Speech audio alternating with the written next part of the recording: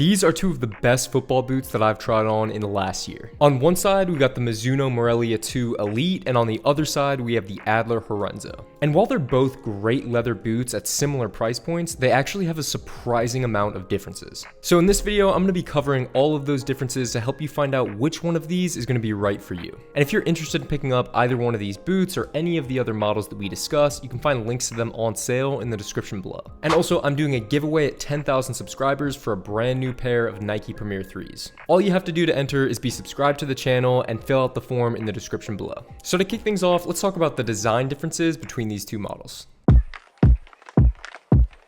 Now, if you're just looking at a high-level description of these two models, it might actually seem that they're pretty similar on the face of it. They're two football boots with full kangaroo leather uppers and amazing build quality. They're also both designed and sold by Japanese companies. And they even have relatively similar sole plates with these conical stud configurations that can be used on both firm ground and artificial grass. But from there, that's where the similarities pretty much fall away. To start off with the Mizuno Morelia 2 Elite, this is going to be a much more traditional leather football boot. It has a really soft and padded feel, especially towards the toe box where you get these really plush sections of leather. I'd say one of the best ways to describe the leather upper on the Morelia 2s is just pillowy. And despite the thickness and softness of the leather, these boots don't feel bulky at all, which is pretty impressive. And similar to most models you get from Mizuno, the attention to detail and build quality on these is just amazing. I made this comparison in my full review of the Morelia 2s, but to me, they almost feel like a slightly more upscale version of the Nike Premier 3.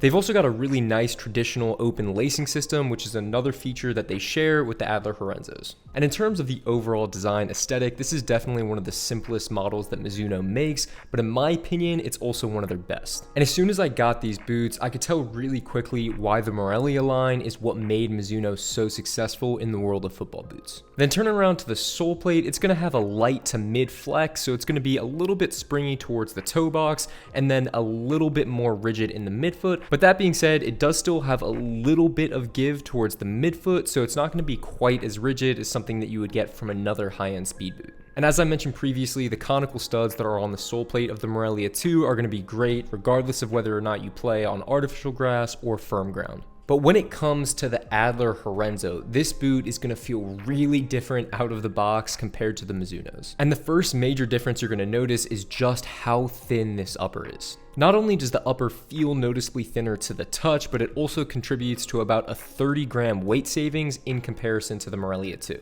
And that thin leather is going to be running all the way through the midfoot and up to the toe box. And that definitely is going to contribute to making these boots feel a little bit more like a speed boot and giving you slightly more sensitivity on the ball. And just like the Morelia, the stitching and the build quality throughout the upper is amazing on the Horensos, and in fact, I would even give a slight edge to Adler when it comes to this department, just because there's more of a feeling of continuous leather that's completely uninterrupted, and the stitching is just so elegantly executed. If I were to pick out one feature from the design of the Horensos that hasn't quite lived up to my expectations, it would probably be the insole that came stock with these boots, because although I've only been wearing them for a little over a month, they have deteriorated a little bit. You can see there's a lot of pieces of foam flaking off, and I think that you just get a slightly more substantial insole when it came to the Mizunos. Now for me, that's not really a huge deal because you can get a spare insole for crazy cheap, and that's likely what I'll probably do with the Adlers when they wear down in a few months.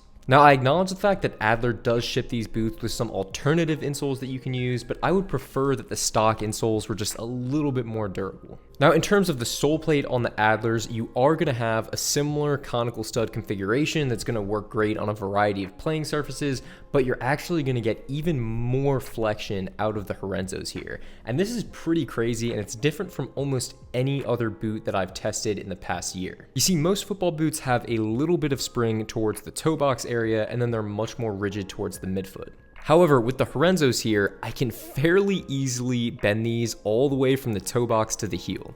Now, I personally kind of like this design feature, and I think it gives you a great sensation when you're on the field, because it just means that the sole plate of the boots are going to bend more with your feet, and they're not going to resist quite as much. Now, the only trade-off there is that some people prefer having a really snappy, rigid sole plate because they think it can help propel them a little bit better when they're running. But I am definitely a fan of the flexibility that you get here. Next up, let's talk about how these boots fit and feel on feet.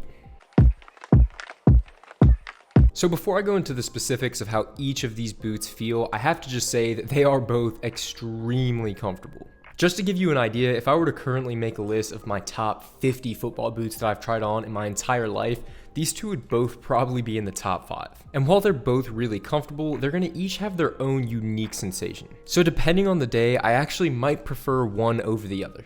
Now, starting off with the Adlers, I think the best way that I can describe the feeling of these boots is that they really just wrap your feet very closely.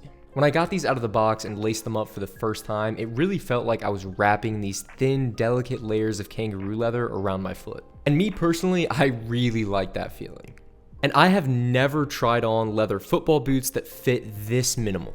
And honestly, I didn't really know that they existed. It's a really unique fit that you don't really get with other leather models. Now, there's one extremely important to note with the Adler Horensos, and for that matter, any boot from Adler, and that's gonna be the sizing. These boots run ridiculously long. Now, I followed advice from some other players when I ordered these for the first time, and I got a full size down. So where I would normally order a 10.5 US, I got these in a 9.5 US, and the fit and the length was perfect. In fact, despite the fact that the Adlers are in a 9.5 and the Mizunos are a 10.5, they essentially have the exact same length. So if you are interested in picking up a pair of the Adlers, I would definitely recommend going about a full size down.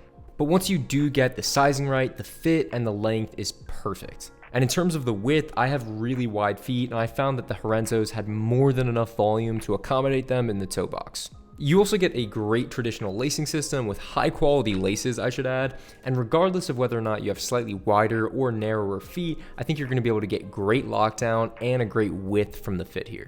The heel area also has a really nice padding, which was super comfortable, and I didn't have any issues with heel blisters in my first few sessions with these boots. In fact, I had no break-in time whatsoever. They just fit amazing straight out of the box. And speaking of boots that fit great straight out of the box, the Mizuno Morelia 2s also required no break-in time whatsoever. Now, what I noticed when I tried on the Morelia 2s for the first time was that they fit like a very familiar traditional leather football boot.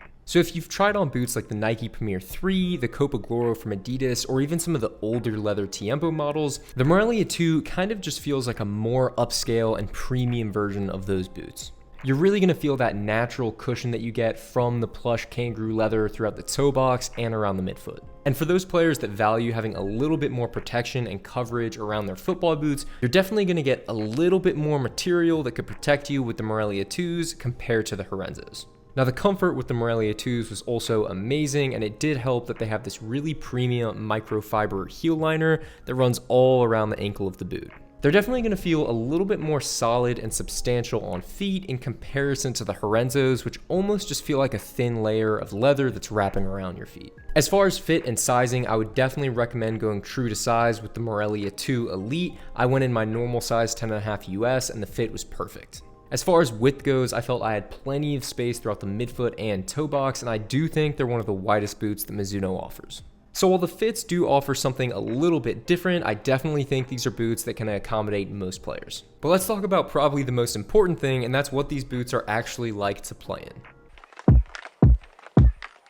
So this is where it gets fun, and honestly, both of these boots were a blast to play in. Now, when it comes to the Mizunos, they're definitely going to give you a slightly more luxurious experience. And that's mostly going to be due to how soft and padded that kangaroo leather feels. And you're actually able to get a surprising amount of grip on the ball when hitting curved shots and long balls. The first touch with the Mizunos feels really cushioned, but also still responsive. You get that natural feel that any great leather football boot is going to offer. I think the Morelia 2s are a pair of boots you could give to any player and they would enjoy wearing them. Now, when it comes to the Adler Horensos, these are going to be a little bit more specialized. And that's because unlike the Morelia 2s, the Adlers are going to give you a barefoot and extremely close sensation on the ball. When you shoot the ball really cleanly with your laces when you're wearing these boots, it feels like your foot is literally slapping the ball. It's such a close feeling that you even get that light stinging sensation in your foot that you get when you kick a ball barefoot. And personally, I love the feeling of playing in these boots. There's just a certain degree of precision and accuracy that I feel when I'm wearing these that I don't really get from many other models. When you hit a clean strike when wearing these boots, you feel every single part of it. And when you do make a mistake, you know that it was your fault and not the boots. Now, maybe one of the only drawbacks regarding playability when it comes to the Horensos is going to be that slight lack of protection, but to be absolutely honest, regardless of which one of these boots you're wearing, if you do get stepped on in a match, it's going to hurt either way. Now let's touch on the value of these two boots. So both of these models are going to come in at really fair price tags. And depending on where you look, you can find both models for around $150. Now, once shipping was included in the cost, I paid all in all about $170 for the Horensos. Now, this pair of Mizuno Morelia 2 Elites I was able to find on sale, and I paid about $130. Now, keep in mind the made in Japan version of these boots retails for close to $300, so getting almost $100 off that price is a steal, especially when you remember the fact that the Elite models are so close in quality to that made in Japan version. And considering that so many premium football boots retail for more than $200 these days, I think these are both going to be great value. So what are my final thoughts? At the end of the day, these are both premium leather football boots with premium build quality. And as long as you get your sizing correct, I'm confident that these boots could fit pretty much any player. Now, if you're a big fan of traditional leather football boots that have a little bit more padding and substance to them, I'd recommend checking out the Mizuno Morelia 2. But if you're interested in a leather boot that feels more minimal on feet and gives you that barefoot sensation, I'd recommend checking out the Adler Horensos. And that is going to do it for this video. Now, if you've tried on either of these football boots, let me know which one is your favorite in the comments below. Thank you for watching, and I will see you in the next video.